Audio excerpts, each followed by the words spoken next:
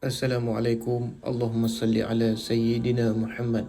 Hari ini Min bawa hampa ke satu lagi lokasi makam bersejarah yang terletak di Tanjung Inggeris, Langgar, Kedah.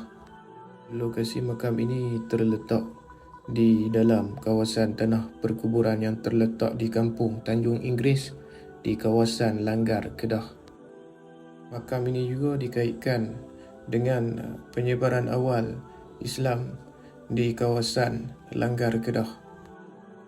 Sememangnya kawasan Langgar di negeri Kedah ini memang terkenal mempunyai begitu banyak tebaran-tebaran makam yang mempunyai nisan Aceh dan juga nilai-nilai sejarahnya tersendiri.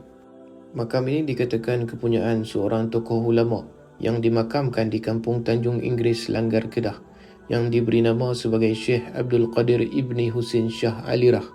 Dapat perdebatan dalam kalangan pengkaji sejarah, sebahagian dakwaan menyebut tahun 291 Hijrah 904 Masihi.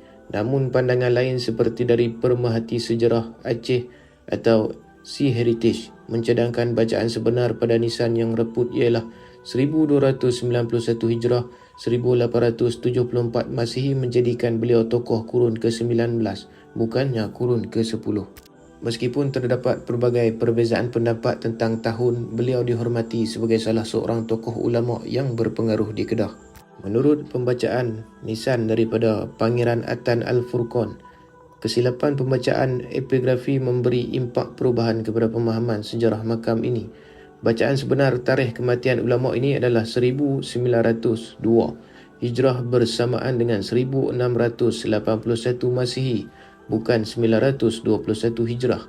Tipologi nisan Aceh adalah pada abad ke-16 hingga 17, sama sepersis makam Sultan Muhyiddin Mansur Shah, Sultan Kedah ke-14 di Kampung Cegar, Tunjang. Uniknya, tarikh kematiannya lebih kepada nombor sa, puluh dan ratus berbanding dengan susunan lengkap bagi tahunnya. Kedua, pembacaan nombor jawinya bermula kanan ke kiri. Mengikut tarikh kematiannya, Syekh Abdul Qadir Husin Alirah sempat berkhidmat pada zaman pemerintahan Sultan Diauddin Mukarram Shah I, Sultan Kedah ke-15, yang ketika itu berpusat di Kota Kayang.